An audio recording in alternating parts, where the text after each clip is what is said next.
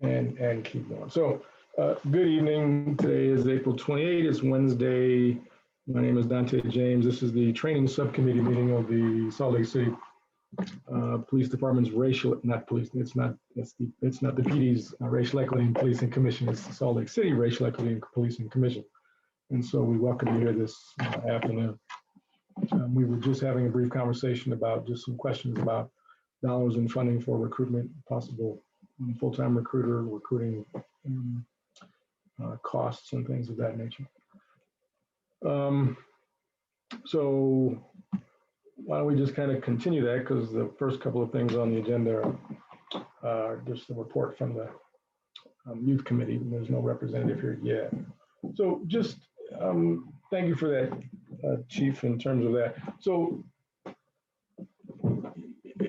your description is that it's an expected need would be to add positions, not just keep moving, shuffling folks around. I get that.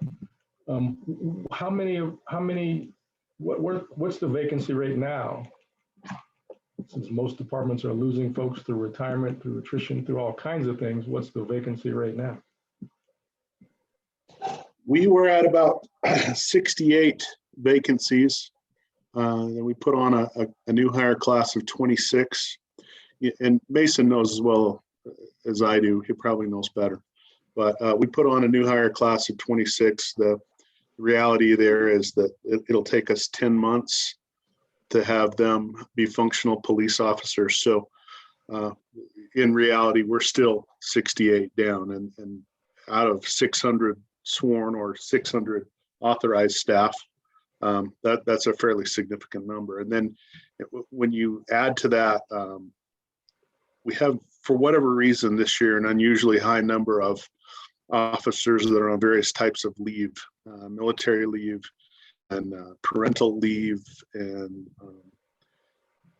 medical leave, things like that. And it's an unusually high number. And so that leaves us even farther behind. And so behind, as far as relative to where we typically would be right now, we're considerably down. Okay, no, that's helpful, thanks.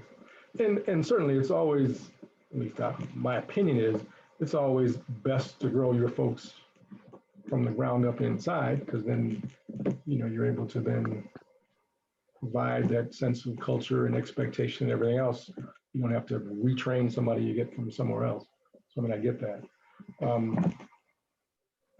And so I was, again, just asking the question about laterals as it related to the ability to improve the diversity of the organization with qualified folks who have already done the job or already working doing the job. So thoughts from commissioners on the idea of recruitment or a funded full-time recruiter and just funding the recruitment position bigger than it is now? I'm curious if you have any officers that are in administrative positions that could possibly take on a portion of that recruitment, and then also possibly even looking at hiring a part-time person, maybe a former law enforcement officer, to do some recruiting that has that experience. Which, if you hire someone part-time, you don't have to pay them as much. You don't have to pay into the retirement. And then just the other thing too, I know the turnover rate is high in Salt Lake City, along with all the other agencies in the Valley. It seems like Taylorsville just took a bunch of officers from West Valley, Salt Lake City, UPD. So, and then these little agencies that start popping up. So I know it makes it even more difficult.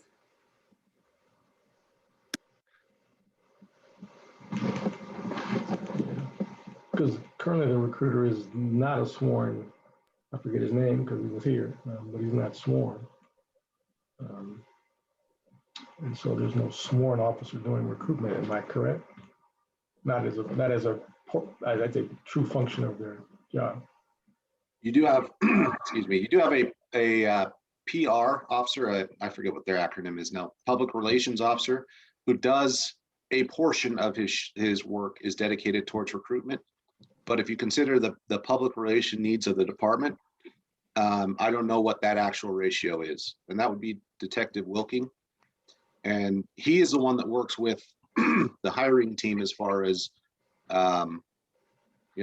developing the recruitment plan and those type of things. And then I believe you're referring to the Supervisor Parks, Dustin Parks.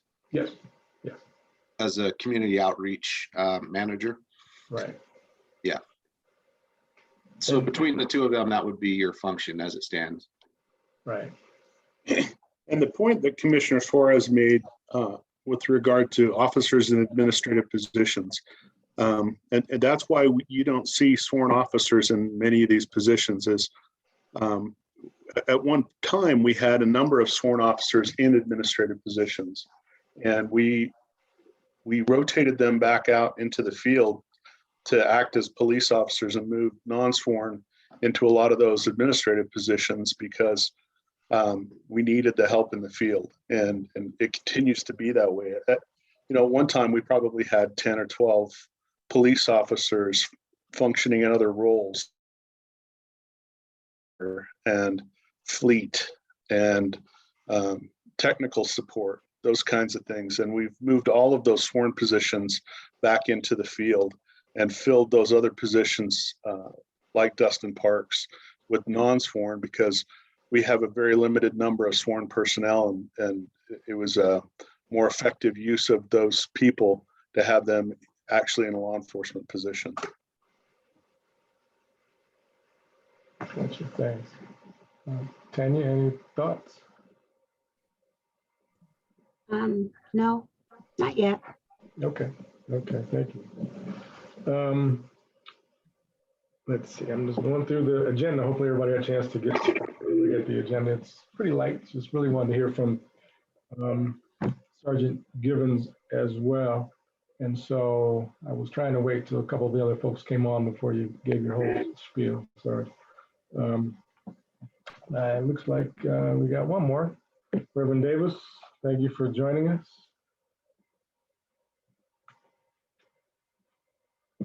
And so before Sergeant, we get to you, if you don't mind.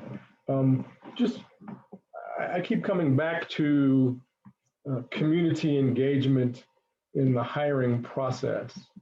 And as I recall some of the conversations and responses, the only real community engagement is, I want to say during promotions as opposed to actual entry-level hires. You can correct me if I'm wrong. And one of the reasons that I heard that was the case and not in the original hires is because there's an ongoing process of hiring all the time, but I don't think you're doing oral interviews every week. And so I didn't really understand that. So I guess my question would be, what do you see as the real possibility of being able to utilize community members during the oral interview portion of the process, separate from promotion? And I mean, do you see an inability to do that? Or how do you see community members could be used in that process, be it oral interviews or elsewhere? It's a great question. And don't worry about time. I can talk all day if you need me to. I think that actually it's very applicable, to be honest. We do use outside community members in our promotional process. You're absolutely right. I can think of at least 2 or 3 different iterations when I promoted to a supervisor that there were community members inside that were engaged. And I believe that they were able to follow the procedures that were set in place and give fair and accurate accounts for what they saw and what they believed as far as our performance within those evolutions. I don't think it's a bad suggestion to add it to the hiring oral board. I will tell you that in the actual scoring of a new hire, the oral board interview carries a tremendous amount of weight in where that candidate will be ranked. In fact, if I remember correctly, it might be something as high as 50%. I'd have to look at the current job announcement to see. So that to us, that evolution has to be a strong hurdle, if you will. to find the characteristics in a person that is going to make a good police officer, somebody who can make sound judgments, who can have articulable conversations, who knows when to communicate and de-escalate things, but also understands when there's a time that there's a law enforcement function that has to occur. And with that, I mean, that's a lot of responsibility to put on one evolution of the test. I absolutely see the value in looking at this going forward, adding a person to that panel. And our hiring goals as they stand this year, if all goes well with funding, we should have at least two opportunities to inject this. So we can look at this. And just as a very specific example of work I did in Portland with Portland's Police Bureau, was one, a review and revamp of the questions that were asked and the weight that individual questions were given, because there was an additional weight provided for folks who had done ride-alongs and had a criminal justice degree and could answer questions about strategy and tactics, all of which you're going to teach in the academy, versus those questions about what you were describing, how to engage in community, how to understand the impacts to officers as well as community members if these things happen, who they are as a human being, quite honestly. And so the questions became a part of a process that involved community and cops that reevaluated and restructured the questions. So they're not questions you can, Google. Some of those questions, you can just Google what's going to be asked on my evaluation. But these, you could get the question, but you have to be able to answer the question, right? So, so that process was the beginning of the connectivity of community to the interview process. And then there's a process by which literally the Police Bureau sends out an email to all city staff as well as certain community organizations to say, here's what we're doing and here's who we need and the times we need it. And I mean, I've sat on them, my staff sat on them, other city staff sat on them, community leaders sat on them. And I will tell you that the outcomes were very different because of the expectations and the response to some of those questions that were asked. And so that's why, I mean, I've seen the outcome of engaging community members in that interview process for hiring versus just having a whole panel of cops who are looking at one way versus community members who are evaluating very different. And so, you are very right. The absolute weight given to that interview was significant, as it should be. So anyway, just as an example of what I've seen make a difference in the way it was done. So would love to hear your thoughts. And commissioners that are just joining us, good evening. Thank you for coming. We're just talking about the recruitment process at this point, the possibility of engaging community members more in the hiring process and what that might look like.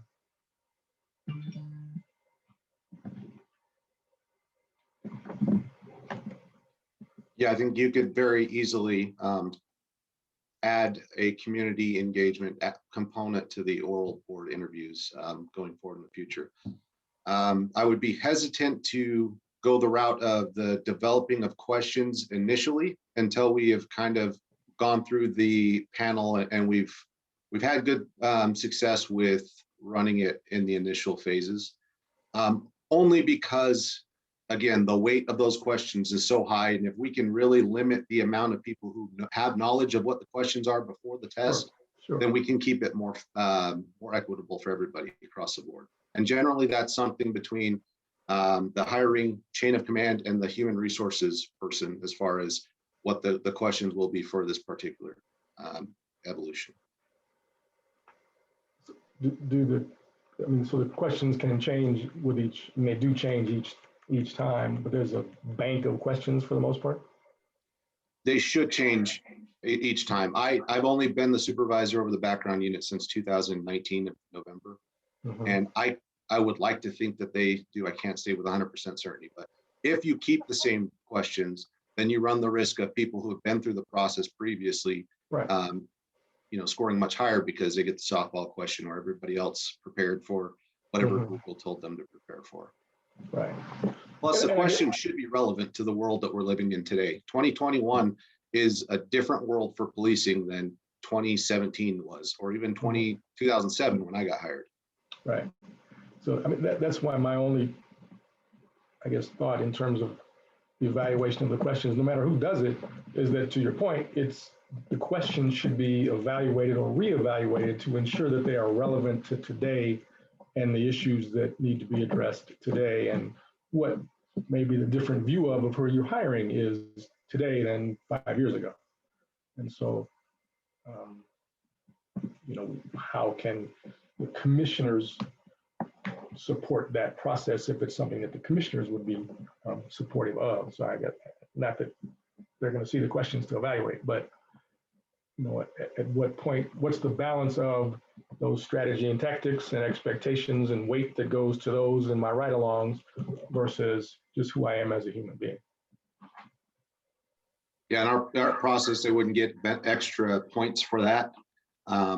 The extra points would come with actual experience. So being a former explorer, being engaged with our agency locally, or being a military service person, those would be where you would get the extra points that would benefit you. But your actual response is based on a sliding scale of components. So if the applicant demonstrated a high degree of decision-making process in this, they would get a checkbox there, and there would be, say, 10 checkbox across the way, and you can tally it up and see, and that would help you justify whether this is a 5 out of 5 score, or is this like a 2.5 score. Mhm. I think we really do have a good human resources person in place. Her name's Candace Roberts. She's been in that assignment for probably 7-8 years. So she has a lot of institutional knowledge. She's also very careful to keep us where we need to be. So we have a good working relationship there. I'm not opposed to, there are some commissioner members on here. I think Commissioner Andrew Jordan, he wanted to become a little bit more involved in that and take a look at some of maybe the prior tests, not one that we plan to use, but you could do maybe an analysis on some of those prior tests to see how we've been performing previously. I see the value in that. Thank you. There are like a few of us meeting with the chief tomorrow about this. So Okay, I'm not good. sure what will happen or what will be talked about, but we are meeting with him. Right. And I guess for me, the bottom line is, how do we remove the implicit bias that we all have, that we're going to unconsciously give a little extra weight to those who have done what we think is important in this regard? So that's really what I guess I'm talking about. But no, thank you for that. And I suppose the other issue that I would be concerned about is, how do we diversify the force if in fact we don't have some additional involvement in the process? No, thank you, Reverend. And I think just before you jumped on, we were also talking about the position of recruiter, that the PD only has essentially a part-time recruiter with a very limited budget. And so what could the commission do or recommend as it relates to, should it wish to, the hiring of a full-time recruiter, increasing the budget to do this, to do other things? So that's kind of where we're generally talking about, as talking about diversity, certainly as it relates to recruitment. Great. Other thoughts, commissioners or officers?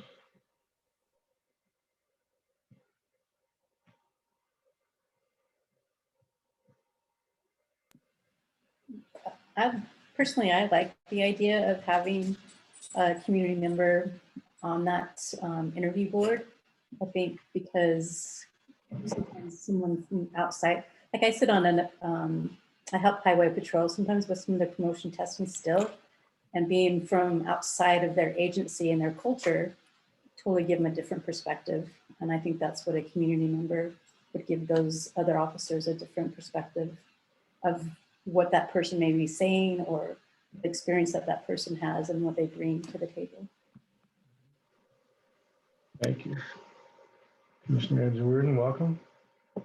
Just talking at this point about the hiring process, the interview process, and the possibility of engaging community members on the oral interview process and what that might look like.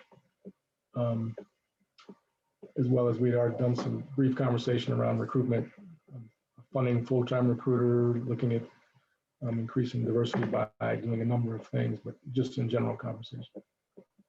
Yeah, thank you. And I've had a chance to speak offline with Mason extensively about their hiring process. So I have a little bit of background. Good to see you, Mason. And I will just join you and see if I can disrupt the piece of what I assume was a very positive. Appreciate you being you, sir. And how many people are on the panel generally? So at a minimum, according to our human resources person, we would need 3 members on the Okay. panel, but we're not limited to that. I think the last new hire group that we actually had 5 officers on there. And we ranged them throughout the spectrum. We had senior officers, we had officers who were brand new, we had male officers, we had female officers, we had, I believe, an officer that was a person of color or minority on there as well. So we tried to diversify that as well. The problem that we face when we start paneling folks on these oral boards are generally there's not a lot of notice as far as when these things are going to happen due to budget. So we think that we're going to be able to hire on this date, and we set up this whole schedule, and it looks beautiful in theory, and then something happens and the dates move 2 weeks or 3 weeks or a month. And when you start doing that and you start looking at the course of the police department's operational needs, well, now all of a sudden SWAT school is an issue, or the 24th of July parade is an issue. And we can't necessarily get the people that would normally be available by assignment into those roles. So it becomes a rotating panel, which also has some benefits because you get new perspective, but you also lose some institutional knowledge. So that's why it's run by human resources or run through human resources, because they can keep a consistent, this is what we've done historically. This is what we need to do here. And the rules, the practice in place is if somebody were to have to rotate out a day, we have to keep at least 1 member on the panel, the entire panel, so that person can also say, here were the conversations. This is why this is a 3 and not a 2, or this is why this is a 4 and not a 5. Just to keep that, it's an accountability check for us as well.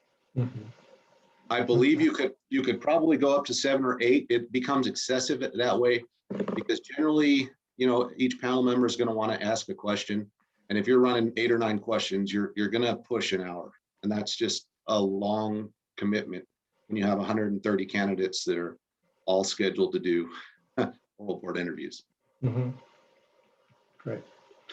So there's only 1 panel that interviews 130 people?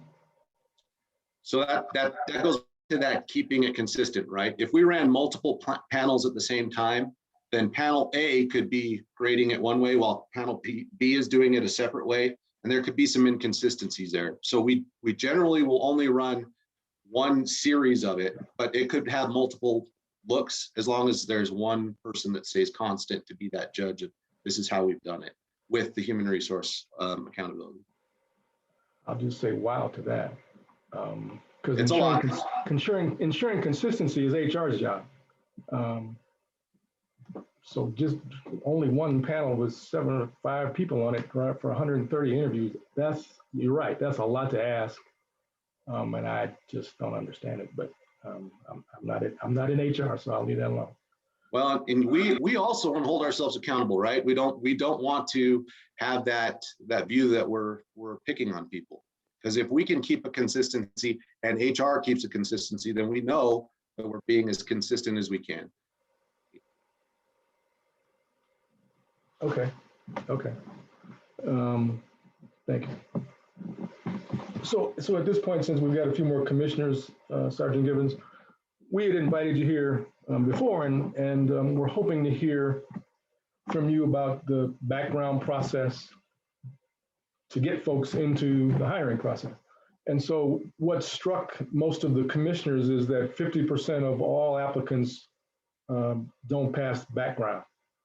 And so really wanted to hear from you, understanding that a lot of it is post requirements, But what are those automatic disqualifiers and where do you see those playing out?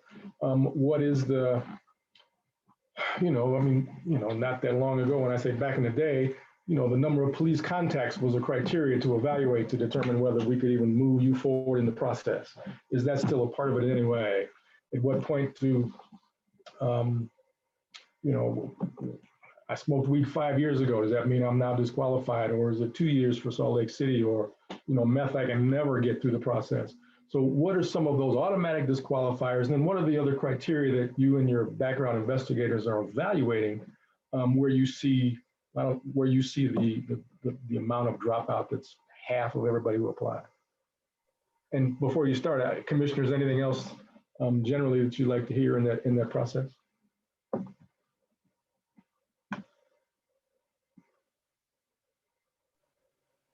I think, Mason, after the backgrounds are done, what's the process? Is there a panel, or multiple panels to evaluate that background and give the interviewee an opportunity to explain the situation of their particular district? Oh, yeah, thank you. And I think I think that was the main item that we wanted to hear about and understand is why is it that so many people don't, they can handle the other part, but can't handle the background part. So why is that? Yeah, and what is the process of recommendation, I guess, to Commissioner Andrew Whitman's point? Is it one person makes a recommendation and then that's the end of it? Or what is that process once your investigators are done doing what they do, and where does that go from there?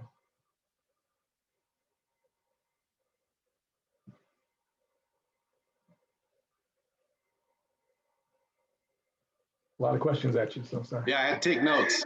I didn't want to leave anything out.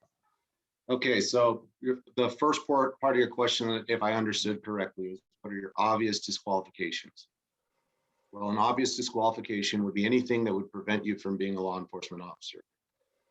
The big ones are going to be felonies. If you have a prior felony, excuse me, you would be a restricted person. You cannot possess a firearm, which is a requirement of the job. So any felony convictions, that's an automatic disqualification.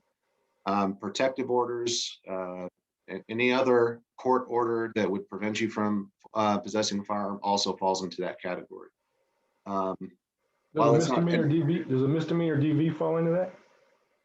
If you have a domestic violence conviction, yes, you then become a restricted person. And again, the responsibility to possess a firearm is a requirement of the job, so you would not be able to.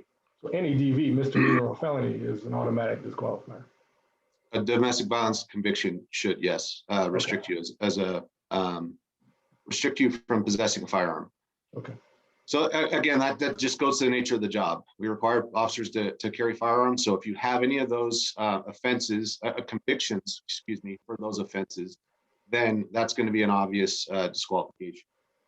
In my mind, some of the ones that trigger the panel review, that review that we've kind of hinted at, would be sexual offenses. If the sexual offense comes up, that's just something that we as police officers cannot have. You cannot send a police officer to a call for service and knowing in the back of your mind that this might result in a sexual offense. So that one will trigger an immediate review. It's not an automatic disqualification. And I'll talk a little bit more about that when we get to that portion. If you have, I believe in our policy, which is policy 1000, if you have distributed or manufactured narcotics, you're not going to be able to be a police officer.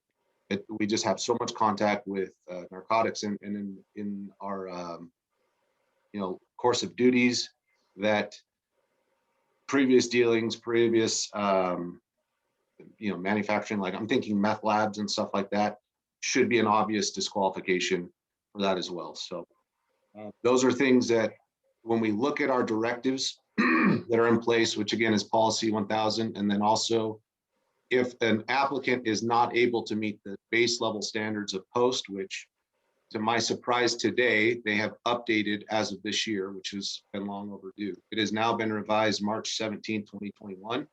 I did notice one slight change in some of their things, so we'll have to review this document as a team tomorrow. Make sure that we know the new standards. But if you cannot be certified as a police officer in the state of Utah by the post council, then you're not going to be eligible for employment. Unfortunately, that is outside our control. We can run a background and we can say what you've done, your experiences in your life. While they have, it might raise questions in our mind. That's something that we could understand. We can justify. We think that you have the ability to become employed with us. If post looks at it, reviews it, and says this doesn't meet our standard, at the end of the day, they're the ones who certify law enforcement officers, not us. We can't hire that person based on the post standards. If I can ask a clarifying question on I think you said manufacture and sale of any illegal substance, correct? So does that also include my arrest for selling $30 worth of weed 10 years ago? We're going to look at that. Here's the bigger question is this. If you were a juvenile, right? That's the one that most people care about because kids, you're developing brain, you do stuff that you probably wouldn't do as an adult. Kids, we have in our policy, I say kids, juveniles, that we can look at things as a case-by-case basis.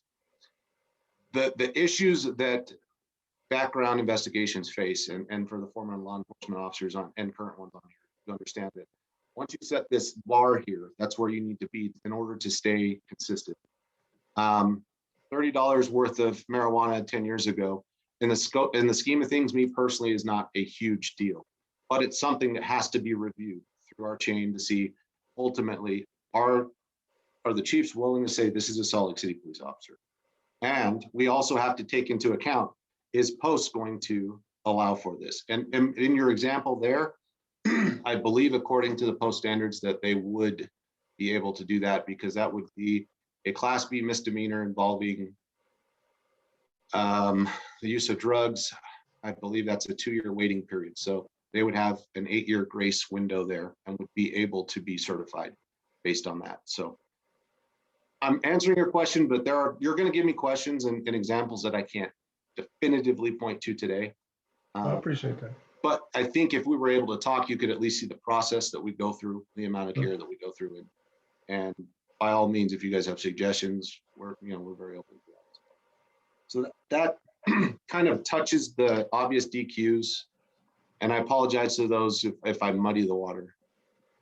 Multiple contacts, you mentioned that. So, I've had 15 police contacts in the last 10 years. We don't track that.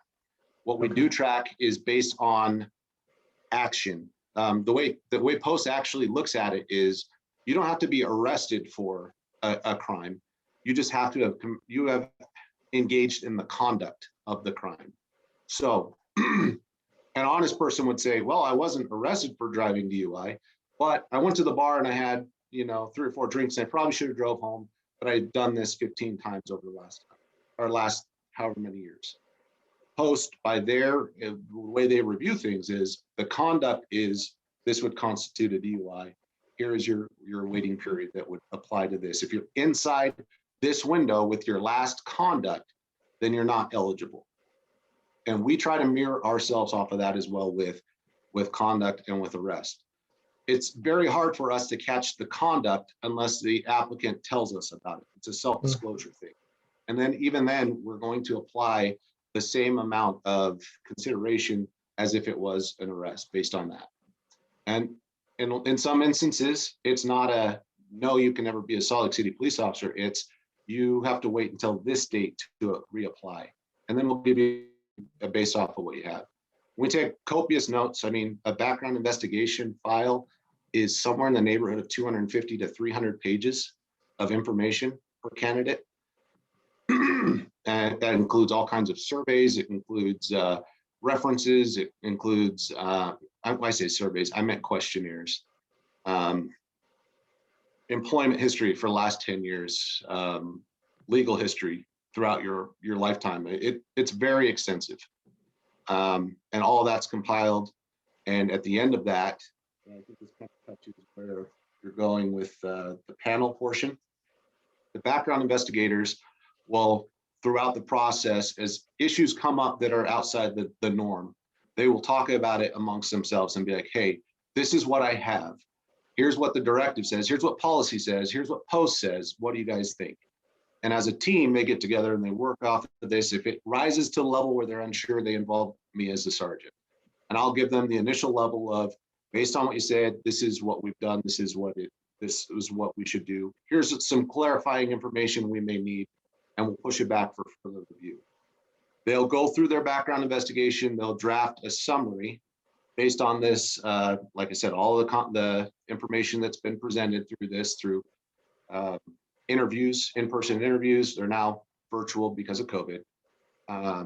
Through truth verification instruments, which currently is a computer voice stress analysis, but within the next week, we'll start using the iDetect CBA truth verification instrument as well. We'll have those options. Those also include a level of interview as well, to engage the person, make sure they know what's coming. If there's any questions in that person's mind before they go through the truth verification instrument, they can clarify and say, hey, I'm nervous about this. Would this be what you're looking for? And then they can exclude that and say, aside from what you brought up, is any other conduct aside from what we've talked about here. So that information can be considered as well with that whole panel portion. If there are instances where we found something, we may warrant some additional follow-up. I can think of we had a CBSA recently where somebody started to think about a promotional shirt that they received through their work, and they couldn't remember if they paid for it or not. So when came time for the truth verification instrument, they became so nervous that they were going to fail this, so they said, well, I may have stolen this shirt. And at the direction and that communication that they're go back and investigate this thing, call their company, verify there's no outstanding balance, whatnot. We were able to do that and verify that this person did not in fact steal it. They just are too honest of a person, and clear that up so that we could present a final summary to the chiefs for approval, and they can consider that person. So once it gets to that point where they've had that summary, where everything's comprised, it comes to me and I do a review of all of the information of all the candidates. And I go through and I screen for anything that would be, that should not be a part of the summary report.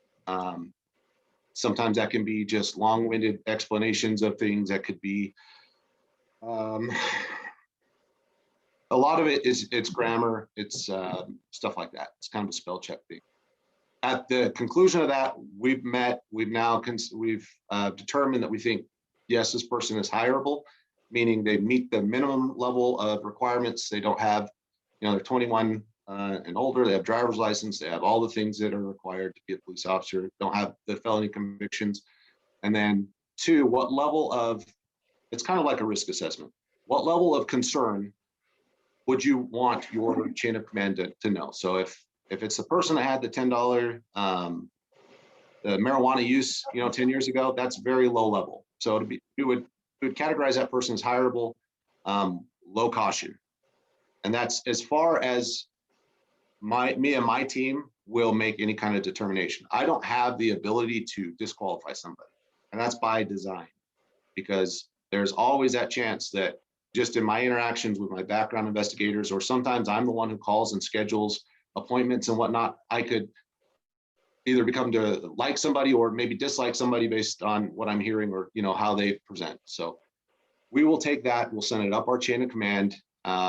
We meet with the hiring chief after everybody's had a chance to look at it, and we say, Chief, here's somebody we believe is hireable, low caution, and we can give them examples and cover the background if there are questions that are raised. And Chief Purvis is still on here. He's been a part of some of these conversations, and he's asked me point blank questions. And we have a good conversation about these things, and I really want to make sure that they're comfortable with the level of background investigation that's occurred, but also the candidate that they're about to meet in their chief's interview, which comes up later in the phase after they've done a psychological written test and an evaluation. Then they go to the chief's interviews, and the chief, they look them in the eyes and they ask them questions, and they really see if this person should be a Salt Lake City police officer. And when I talk to these folks, I also challenge them to say, look at these chiefs and see if this is the company that you want to work for. As much as we're trying to recruit you, you should be wanting the same, the opposite.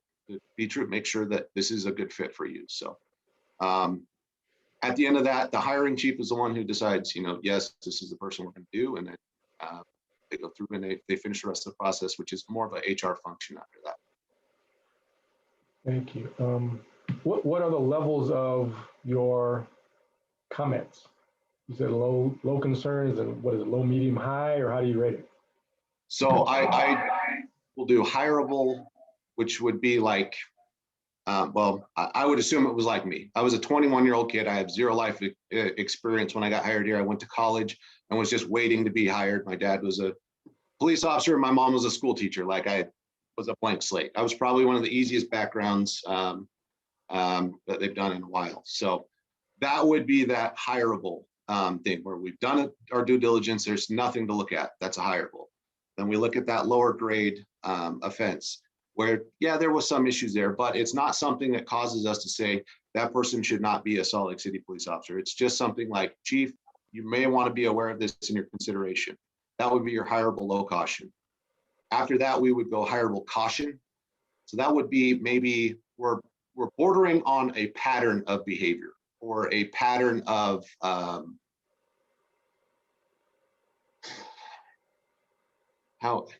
pattern behavior is probably the best way to put it. So maybe there are a series of events that may not seem linked, but it demonstrates behavior that may not rise to the level of what is expected of a Salt Lake City police officer. There's thefts over here. There's a high amount of debt. So maybe they can't deal with money. Maybe they have strong references to the negative. People are talking about that they've can't keep jobs for long periods of time. You start to see a pattern, and it starts to build cumulatively to the point where you say, I would be very cautious about hiring this person, but here's the information. And generally, a caution or what the next level would be extreme caution in my mind, which when the background team meets, if we label something, if we determine it is an extreme caution, that is as close as it comes for me to say, if I were chief, I would disqualify this person immediately. So that would be generally a sex offense, something to that level, maybe a tremendous amount of criminal history. Previously, we had that recently. We had a gentleman that had, he had a very extensive criminal history, but it was all 20 years ago. And he grew up, and you could see demonstratably that this guy, could do that, but the history was not overcomable for the job and the duties, responsibility that the community would require from this individual. And that was one that did meet the chief's level, and we did have some prolonged conversations about that. And the cumulative, the totality of the circumstance in that particular case, it did not warrant employment from the chief's sides. And so not all of them are interviewed, or am I misunderstanding? So at some point, the chief decides to interview or not to interview, correct? Yeah, so maybe I can paint a little better picture for you. Okay, and I'll try to use numbers from the last group if I can. I'll be pretty reasonable. I'll be close, but they won't be dead on, so bear with me.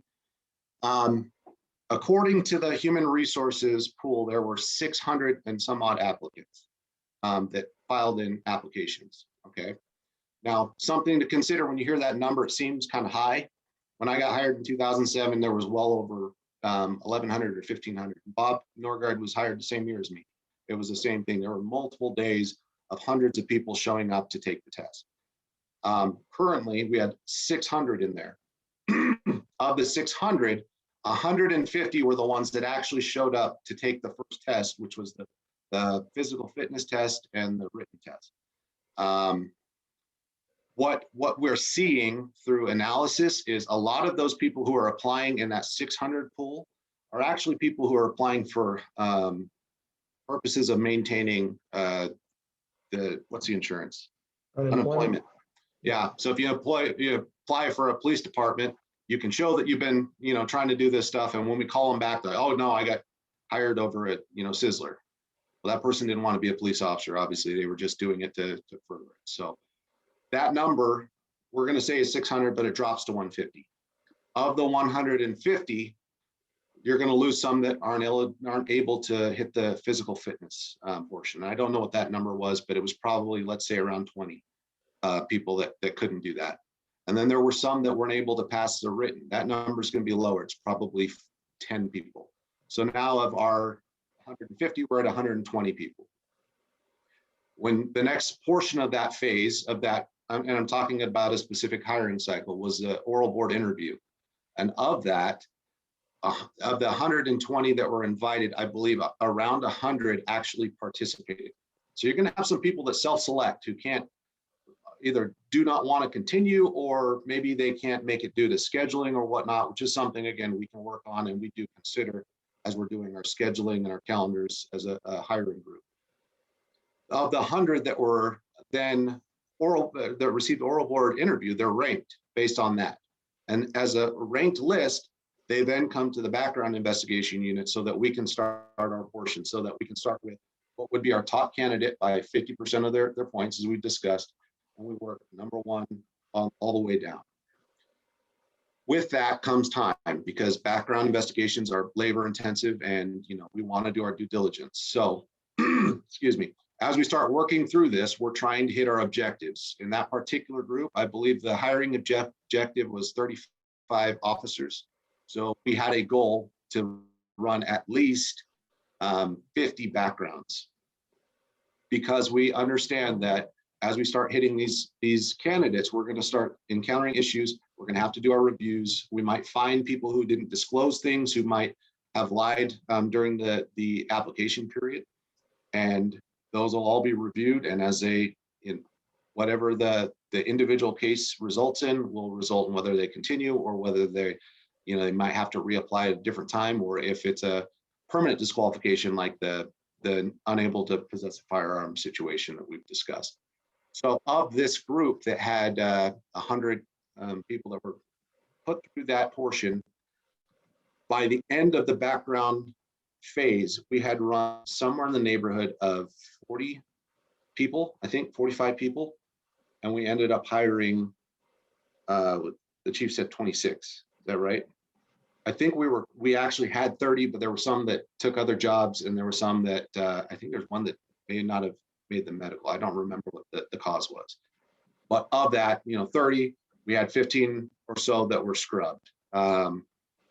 You talked about why are 50% of the people not making it through background. I'm going to point to the fact that these are the people that are applying. When they come to me, I don't have the ability to handpick who they are. I literally go number 1, number 2, number 3, number 4, number 5 by what that is. So the people that are in the pool are the ones that we get to look at. And based on that, you could say that maybe there are better candidates at number 80 or whatnot, but based on how many backgrounds we can run, we're not going to get to them during this hiring window. Now we have a hiring process. So I have a list of, I said 45, I still have 40 more people that are still in waiting that I can start up when I have time to start doing backgrounds and working for those people. And we have done that over the last 2 major lists that we have. We have exhausted both lists and gone through all the candidates. But by the time you start doing that, again, you're talking months down the road, people have either found jobs or lost interest and moved on. So those are some of the issues that impact, and why you might see that, you had 150 candidates, but we only hired 26 people. Do it by doing due diligence, by using the systems that are in place, having multiple layers, of accountability and checks and balances, and ultimately presenting the chiefs with the information and the ability to answer questions in real time. That is the best. That's the best process that we've been able to have in place. I'm saying a lot. I'm starting to get tired. I apologize. No, appreciate it. Maybe I should let some questions happen so I can recoup for a minute. Yeah, no, thank you for the big picture. Much appreciated. Can I ask a couple of questions? First of all, on the things that automatically eliminate a person or disqualifies a person, is there any time limits placed on any of those things? Say they were 15 years old and for the last 15 years, they haven't had any of that. Is there any time limits on any of that? Second question that I want to ask is, in terms of African Americans, there are very few African Americans in our community who have not had some charges, mostly felonies, assessed to them. So that would automatically eliminate most of those people, right? Thanks, Reverend. And it's good to see you. I haven't seen you in many years. Okay, time limits on, I'm gonna answer your first question first and I'll get to your second. On your time limit question for permanent disqualifications, this would be something that, again, is so egregious that it's not overcomable by statute, basically. If somebody has been found dishonest in a court proceeding, then they would not be able to be used as a witness. So there's a thing called Brady Giglio. There's a case. Some of the other officers can maybe speak to this more effectively than me right now. But if you've been found to have lied under oath or something like that, and this is one I should have thrown out earlier, then you're always going to come into question as a witness. And being a police officer, you are a witness, right? You're bringing evidence to bear and you're providing testimony. So that could be a situation. The felonies, the court-ordered or prevention of possessing a firearm, those are something that a time limit would not apply to, because that's something that's going to follow you for the rest of the time. But most everything else does carry timelines. And I believe the last time we were supposed to meet, I did email you a copy of our policy and also the post rules. And in there are several of those listed. So, and if you had questions about specific charges or whatnot, I could tell you. I do have it up on my second screen here. So like a class A misdemeanor would be a 4-year waiting period. And then like when you get down to a class B misdemeanor, which are probably the ones that most people will come in contact with versus a class A or a felony, that would be starting at a 2-year, but there are varying levels of a class B misdemeanor. So if there's violence involved, it'll be a 2-year. If it's no violence involved, it'll be a 1 year.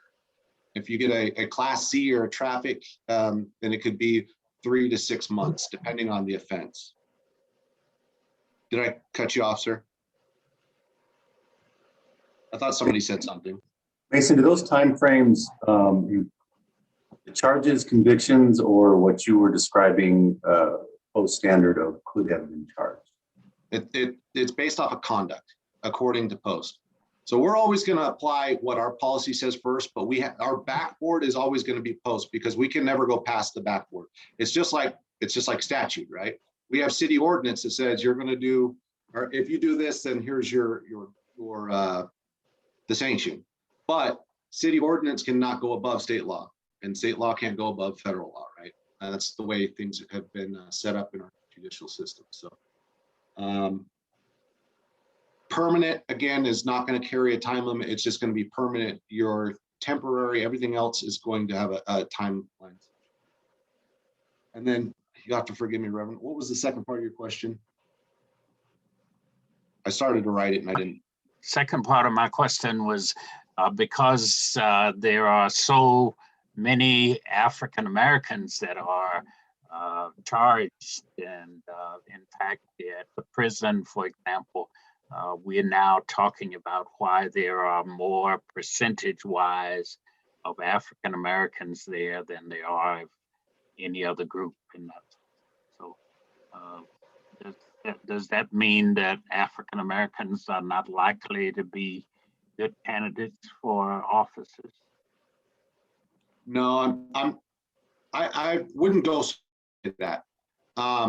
In our last group, we did absolutely nothing. Those numbers I threw up with you, we did nothing to specifically target a demographic. Again, we were trying to remain neutral, remain consistent. Here's our baseline, here's what we do. I believe in our last group, 4 of the 5 African-American men that were in that group were hired.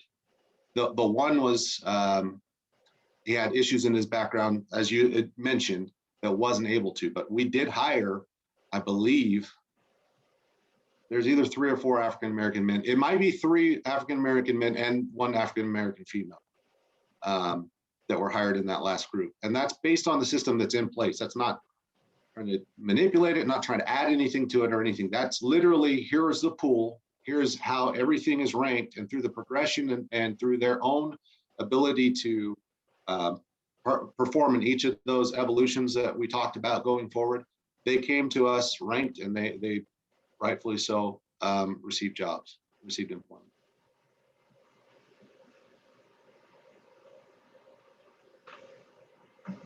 Thank you.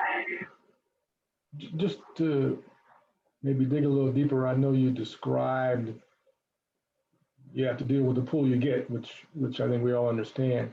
But what are some of those factors that are causing half of all the folks you investigate to not pass? If I'm going to speculate here, and some of it will be personal opinion, some of it will be professional opinion. Professionally, I think that it comes down to Salt Lake City as a whole. Okay, we're just like any other corporation.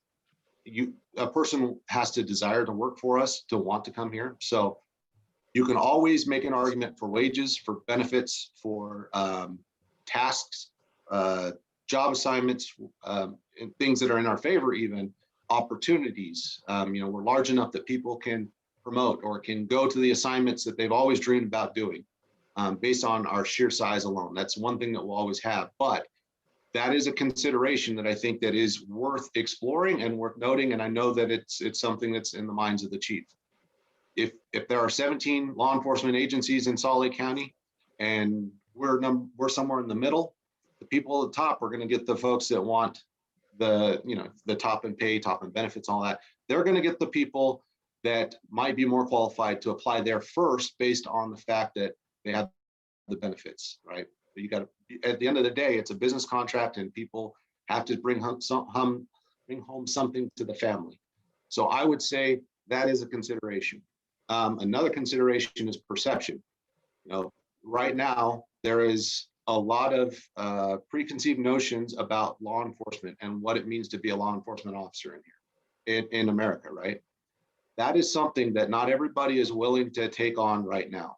If I'm being honest with myself, if I was 21 years old and I looked at this, even growing up in a house where my dad did 24 years as a police officer, I'm not convinced that I would apply in 2021, where you couldn't hold me back in 2007. It's a different world, and it's a different consideration about what do I want to do in my adult life and what's going to be best for my family and for meeting my goals as a professional person in America. So I think that's something to be considered as well. From a diversity standpoint, I see,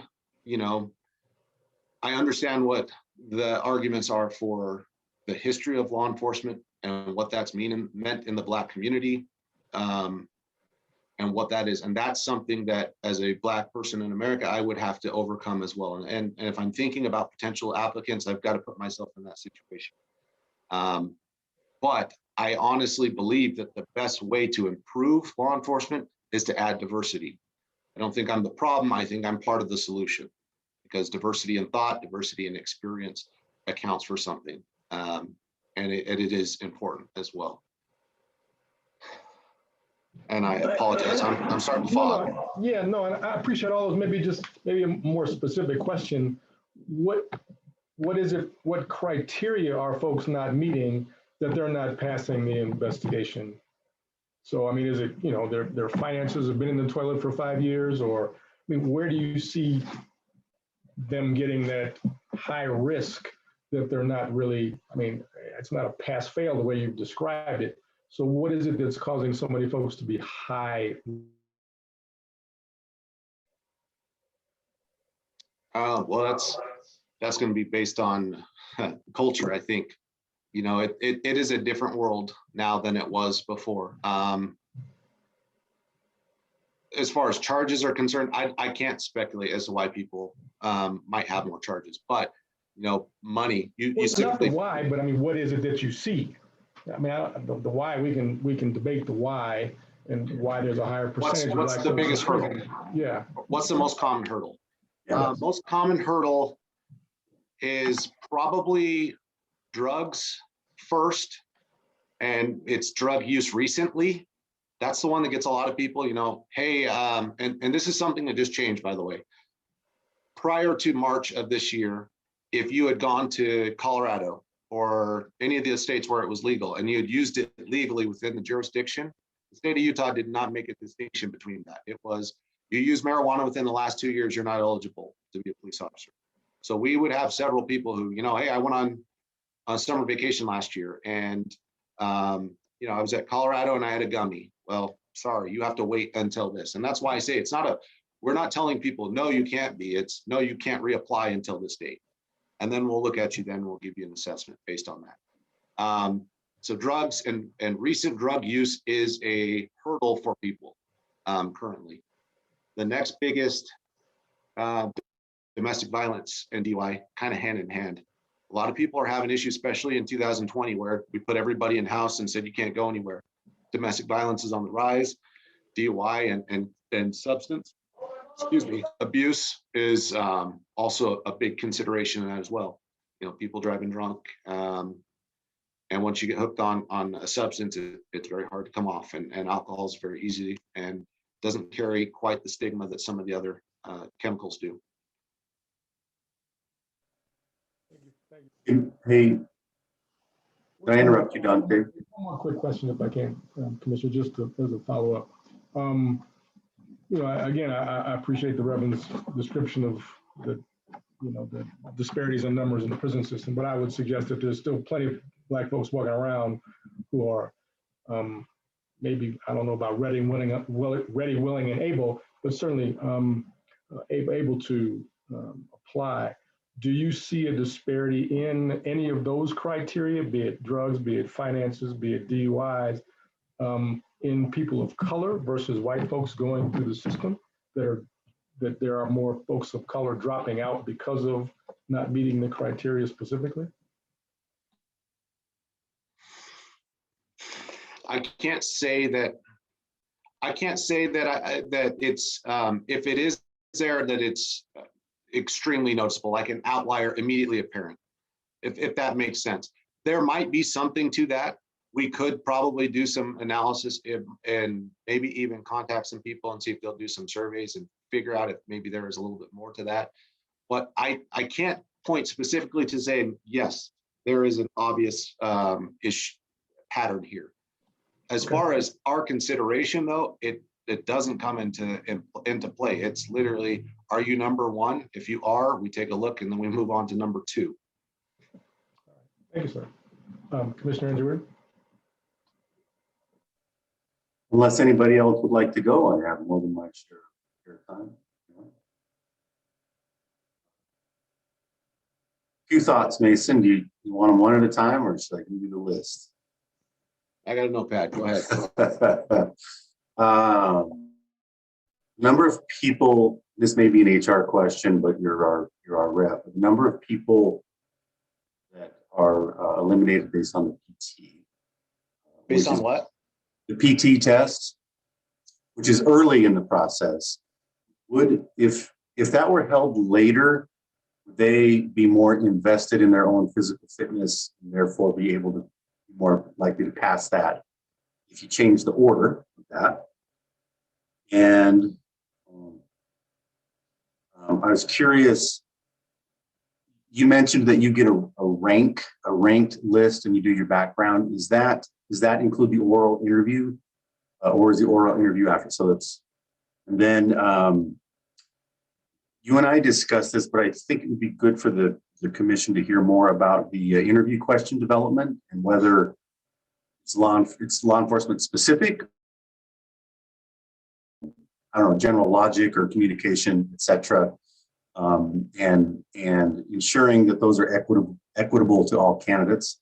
And then just one more thought about the I don't know, the efficacy of the process. In other words, do we lose people from the time of application to the opportunity, to the offer of employment? Like, does that go so long that we lose some potentially good candidates? And add one more, I'm sure I'll think of it by the time we get back around.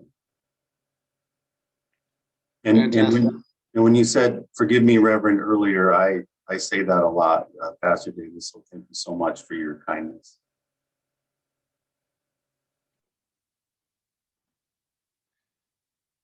Okay, to your point, first point, how many people are you losing in a PT test? Over the that we've done, if I had to put a rough estimate, I'm going to say 20%, 20 to 30%. That is one area, and I'm glad that you're going to be involved and bring some stuff to the chief. You talked about bringing you in for a meeting and whatnot.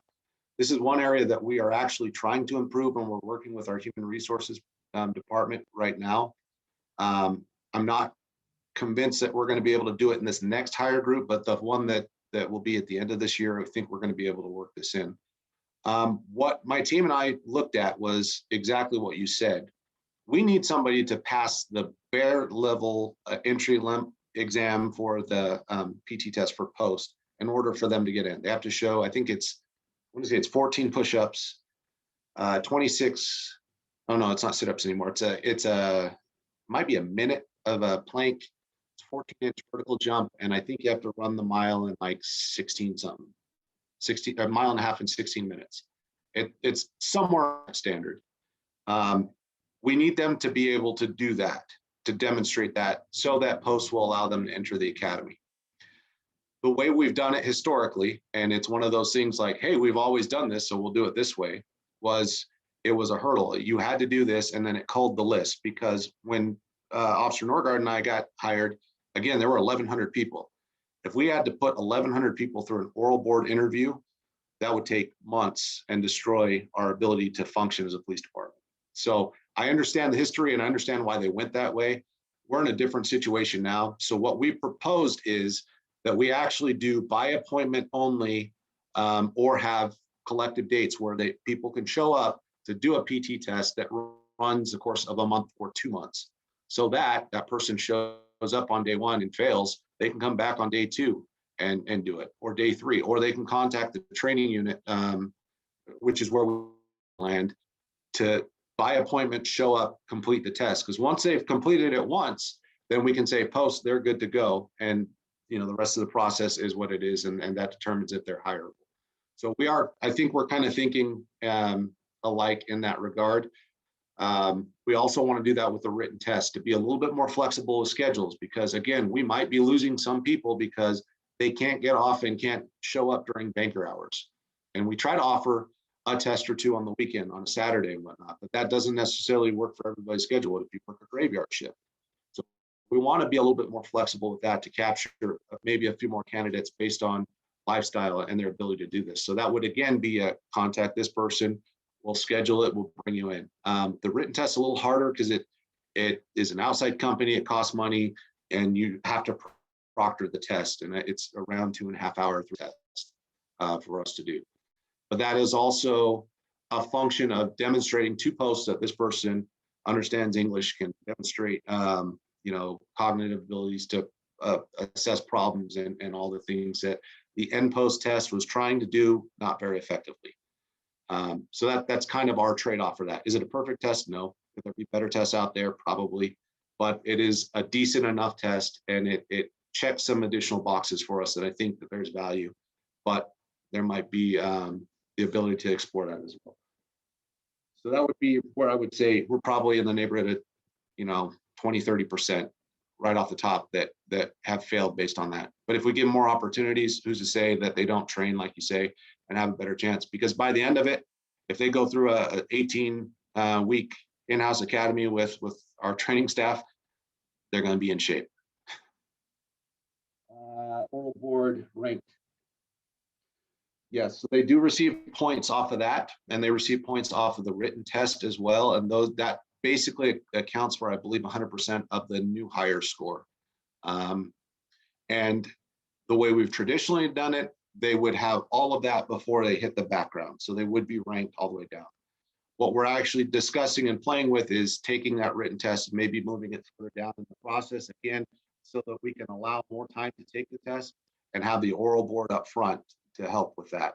We understand that that means we're going to be doing more oral board interviews, because if you put the written test before an oral board, you might lose some people based on their inability to have a passing grade. But it also, again, it allows us to provide more opportunities for going forward. And it also will allow a separate ranking feature down the road if that were to become necessary. Interview development questions, just like any other, I've been involved in several promotional processes, both in our department and outside of our department.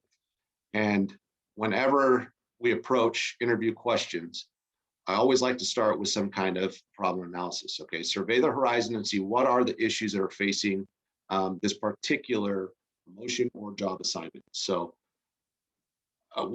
give me an example of something that would be that you would like to see on the oral board interview, and we can kind of talk this through as a group. Maybe we can develop a question right here. Anybody have something? We're going to do an exercise. I would like empathy, logical sequence, effectively, communicate, listen, hear. I don't know. Any other ideas, folks? Understanding their role in society. Yeah. Understanding the impact to community and their work, but also the impact to them and their family. Yeah. Yeah. What's it going to cost you personally? Yep. Fantastic. So I'm going to spitball here. And this is kind of like how it would go. Okay, so some of the things that we heard, we want empathy. I think society and your role and impact are also tremendously important. How I might phrase a question is, a modern day law enforcement officer carries a tremendous amount of responsibility and serves and commitment to their community. Name a time where you had to take a decision that had a severe impact on another person. What was your approach to the situation? And if faced with the same situation, how would you act in the future? Now, that would allow for somebody to express their empathy. We would also talk about the impact and for them to select and show us what they understand impact to be, right? Because for some, they might say, well, I backed into a pole. Or others might say, I was driving down the road and I had to swerve and I almost hit a child, and that person was severely injured or whatnot. That allows us to, again, on that slider scale of the rating, that rater to look at it and say, okay, did they demonstrate a high level of understanding for this? Or did they demonstrate a moderate level? Or did they demonstrate a this? And then your panel, again, based on your sliding scale, has justification to argue the point, is this a 3 or is this a 4? Does that make sense? This was right off the cuff. Obviously, we're going to spend more than 45 seconds to develop questions, but we really want to look at what are the things that are facing. If you'll bear with me for just a second. Let me see if I was playing with some. Let me give you a real one that we put together in Portland. Okay. There was a specific scenario. That you are called to a possible domestic violence situation. You are invited into the home. You recognize the family as a Muslim refugee or immigrant family. The children don't look at you. The wife won't speak to you, and the only person that you are engaging with is the male of the home. What are your considerations as you discuss and engage in this scenario, and let them go? They have to be able to recognize the cultural differences in this conversation. They have to be able to recognize the gender differences in this conversation. They have to be able to recognize that there are religious differences in this conversation. So it allows you to see what is their understanding of the world outside of themselves. And so it's just a more specific example of identifying how they are how aware, what is their awareness of the world around them, and certainly the city in which they're going to work and the people that are in the city. Yeah, I see your point. The thing that I would be careful with that is your grading then. Your question and your scenario or setup, and that I can see how you could go down roads and really, open it up and express different levels and different degrees of impact with different audiences. And I think there's some good bones to the question. Where I think we would have issues is if you create a situation where you have an officer could grade it from a tactics perspective instead of the contents perspective, then you're going to induce bias to the degree that, hey, somebody who has a knowledge of police is going to get this versus this somebody who maybe has a better example that applies to the core principle of the question, which is, can you express empathy? Can you recognize diversity and whatnot? So I would just be cautious in the grading portion. I'm not saying that that's. Do your grading scale each have examples of what you're looking for before you give them a 1, 2, or 3? Or are they just off the top of their head giving a 1, 2, or 3? No, there are specific metrics that will that you should check. Yeah, so that would be a part of it. I mean, does this individual demonstrate empathy, recognizing a cultural difference, recognizing maybe gender differences? That's not tactics and anything else. That's just what is their sense of themselves in relation to others. Yeah, I guess I'm thinking like a cop. If you gave that to me as a cop, I'd answer it probably differently than somebody who's not a cop. And mine might have some tactics associated with that. And I can see your point. Community members on the panel, because not everybody's thinking like a cop. Yeah, and I think too, admission that we're not measuring your ability to be a police officer, measuring your ability to engage, can help clear that up for the candidate. I just had a thought. I know we're going over, and then I'll be quiet. And I missed the discussion about recruiting. And I see that we'll say is here as well, and I know he's done some recruiting as well. But would it be effective if I'm thinking of some of the comments that officers talked about to improve diversity in the community by like having community leaders ask more members of diverse communities to come to the department. And I think as a professional agency, we have a responsibility for the community as much, or maybe even more, I think more than they have to come to us. And if if part of that recruiting were free recruiting seminars, for example, where we shared younger folks, requirements are to be a police officer. So if they have that in mind, they may not commit that act, or they may have a better understanding of what it takes to be on the job. Could we get a more diverse workforce if we shared what it actually takes to become a police officer up front? And then as the time goes by, I think you articulated beautifully, there are automatic disqualifiers, and then there are things that time can help, right? We help share that with the community. They go, oh, okay, I want to be a cop, so I'm not going to do that. Absolutely. I think to a certain extent, our Explorer program does that. It does it maybe in a little different approach. It's more formal and try to mirror what we do, but I see what you're saying. For somebody who is not a juvenile, not trying to get through that portion, maybe an adult version of that, I think that would fall into the realm of our Citizens Academy. And that might be worth mentioning I have not seen the curriculum of that. I can't speak. It might be in there. That might be something that would be a good recommendation for that Citizens Academy. What do you think, Jose? Could we get more folks if we did that? We want you, and here's our requirements. Here are the steps you can take to be part of it. That's a tough question. I think it's definitely worth giving a try, but I think the whole thing it'd be hard getting it together initially. Definitely you'd have to come together with the community leaders and the department and all get together on the same page and be able to do it that way. It is something that's possible, but I think it'd be a good thing to give it a try. Yeah, sorry to call you out short notice, but thanks for stepping up. Oh, no problem. You had one other question I didn't get to. Commissioner Edgeworth, you said efficiency in the process. We constantly are critiqued about how long it takes to do a background check. The give and take is, what do you lose if you speed up? If we get rid of the truth verification, if we don't do a lie detector test, what do we gain? What do we lose? These conversations are approached every single hiring cycle. You know, we always want to go faster. We always are trying to squeeze some juice. And I'm, to my own detriment sometimes, that we can do anything. We'll just, you know, readjust and do this, and we'll cut back here. I can always do more with less. And we do miraculously, but that's not the best way to do it. There are better ways, and we could be doing more and potentially be doing better backgrounds just by spending more time. So as it relates to that, in that last group that I used the example, I believe there were at least 10 candidates that took jobs with the Salt Lake County Sheriff's Office.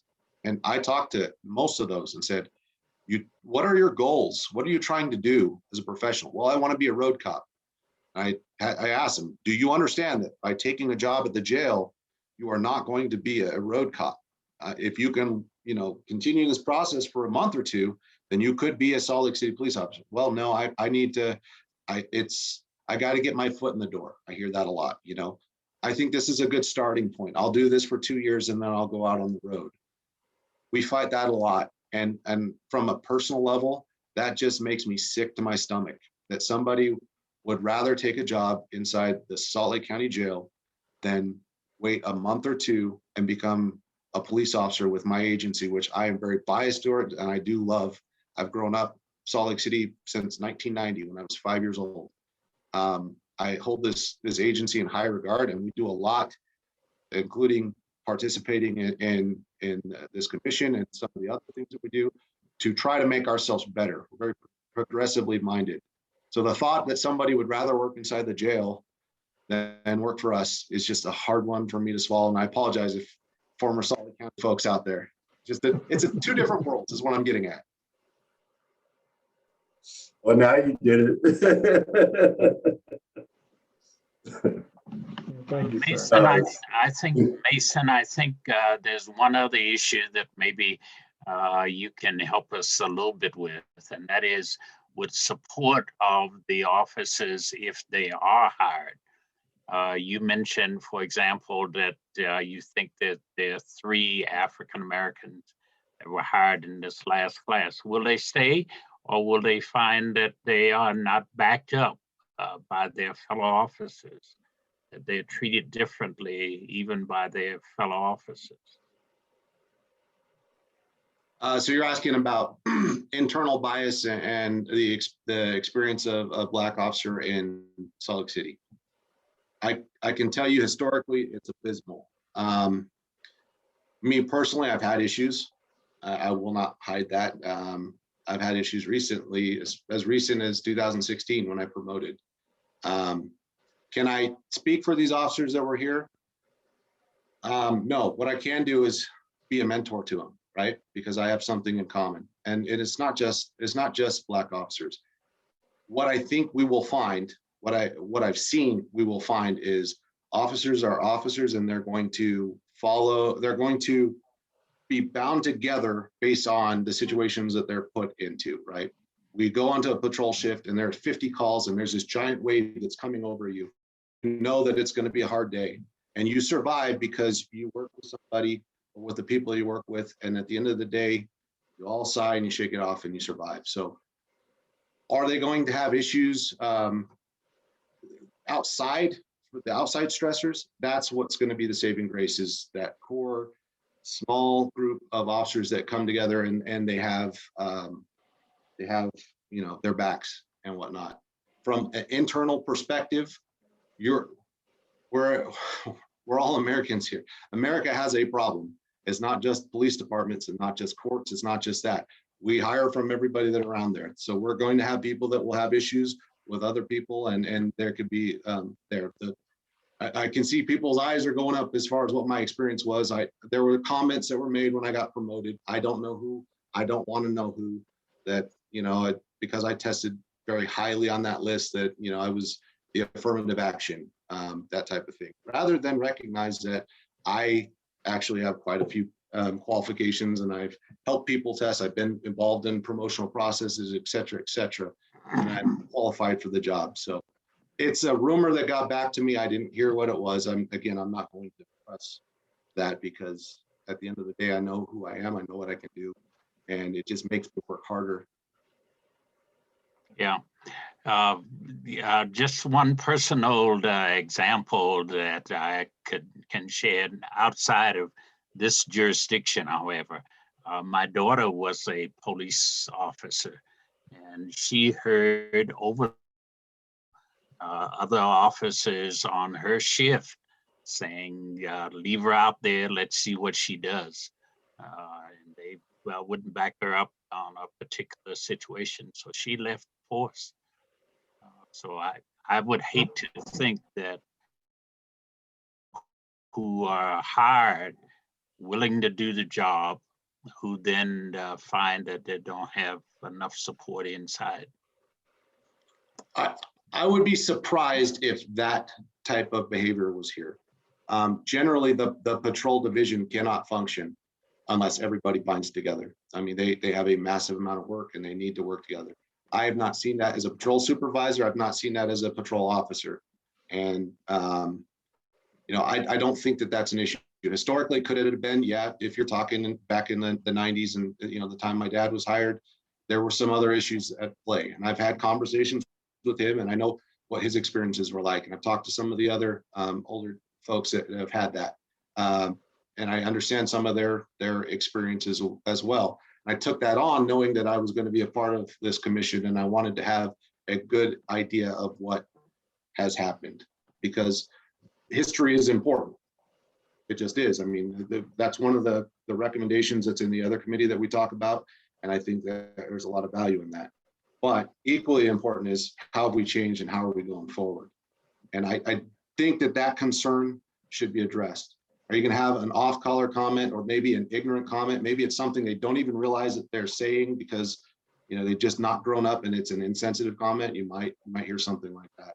That's something that we need to address in the moment and with the time. Thank you. Thank Sergeant. Thank you, Reverend Davis, and appreciate your honesty, Sergeant Gibbons. So I want to be respectful of everyone's time. And I appreciate Sergeant Gibbons taking the large weight of this meeting this evening. So much appreciate your information and your thoughts. Commissioners, I would ask you to do this before we meet. Do we meet next week or 2 weeks? Coletta, next week is the full commission meeting, correct? That's correct. Okay, so we'll meet 2 weeks from now. I would ask you to consider today's conversation in the context of big picture thoughts and recommendations. I don't know that we honestly will have time to be very detailed and specific about the next set of recommendations we make. I think we can make them generally and as specifically as possible, but such as, you know, the need for a full-time recruiter and an improved budget to be able to do recruitment could be a general type of recommendation. So that's what I'm asking you to think about. What are those general recommendations that maybe you've heard today as it relates to community members in the hiring process? And we can hone that, I would suggest, a little bit, but those types of bigger picture things, maybe 3 or 4 of those that we can think, and then we can really drill down on in our next subcommittee meeting to begin to formulate the next set of recommendations as we move forward, and then be able to compile them all as we write a final report for the mayor and for city council. Love your thoughts on that idea. There's some specific things you're thinking of, or a different approach to the next set of recommendations that you might be having. I think that's a great idea. I just had one more question for Mason. Was when we talk about the backgrounds on new hires, does that include the laterals? Do you do that intensive of a background on lateral, officers that are from other agencies? Yeah, so lateral is slightly different, but I mean, we're still heavily scrutinizing. still gonna have to do an ESOP, which is that 250 pages worth of data. We're still doing truth verification. Our written different. It's not that 2.5 hour one. It looks more like, here's a scenario, write a police report. But at the recommendation of the chief, we want to add some additional stuff to the next one going forward. And because that test hasn't happened yet, I'm going to withhold where he's going. But needless to say, it should demonstrate a higher proficiency level from an experienced officer. But in the lateral portion, you have to also consider we now are required. We require ourselves to go to their agency to review personnel files and internal affair files, because that's one area that a lateral officer has that a new hire does not.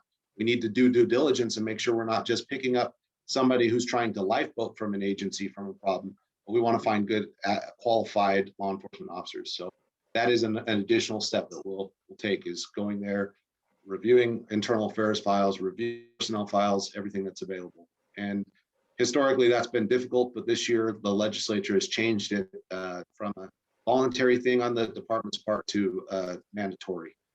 If we show up with our signed authorization, they're required by statute to release that information to us. Is that taking effect? I was curious about that. I believe it's Wednesday. I think it's the 5th. Everybody say one thing real quick. It goes back to the time frame to hire. Lieutenant Suarez and I started in the jail, and got our opportunity to come out to the road and take a lot of pride in our sheriff's office history. But your point about difference between a road officer and working in a correctional institution, if that's your long-term goal, is an important one. And also, I appreciate something that comes through pretty clearly and pretty frequently with Salt Lake City police officers is your pride in your organization, and that's great. There's a lot of officers I've talked to, different organizations don't feel that way, so that's good. My point is, if there is an opportunity, I don't think you should cut corners on backgrounds. I'm with you 100%. Within that hiring process, and this can be hand in hand with HR, to reduce that so that potential correctional officer doesn't take that burden to hand, perhaps shortcutting their own career goals, but could also come out to be a role in Salt Lake City, which is what our focus is right now. There could be value in that. So just sum up those 2 points and make sure I got the back of my partners in the county. Thanks, Mason. You are very professional, and I really appreciate it. Thanks, Chief. And we are talking about and considering conditional and contingent letters of employment that would be introduced earlier for that exact point. Something that I think hasn't been final approval, but there are high-level conversations on that to speed things up, or keep them engaged, rather. Thank you. And thank you, Commissioner Andrew Word, and you're on the record in support of your folks in the jail. One final question from me on the laterals, to follow up on Commissioner Suarez. It's my assumption, so tell me if I'm wrong. They don't have to do a PT test, and they get no psych eval. Is that correct? They do not have to do a PT test because there's not a requirement. They do a psychological examination still. They do have a psych. Yeah. Okay. No, thank you. Thank you. Yeah, that especially because the hard thing is the entry-level psychological exam. I think some of the officers on here, based on the experience and being involved in law enforcement, the lens that you look at through that, I question if I might pass the psychological examination from the entry level. But we have a good psychologist that through whatever metrics he uses to evaluate, applies it to that as well. Thank you, sir.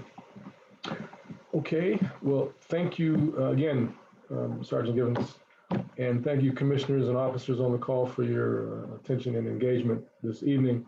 And we will see you, hopefully, officers, we will also see you. I know it hasn't been laid out as an expectation, but we'd love to see you at a full commission meeting so you can hear the full sausage making as it works. And then we will see you, commissioners, for the next subcommittee meeting 2 weeks from now, where hopefully we can begin to kind of hone all this information into more concise thoughts on possible recommendations. So in the meantime, have a great and safe rest of your week, and we will see you soon. See you soon. Thank Yeah, you. thanks, everyone. Thanks, Mason. Take care, you guys.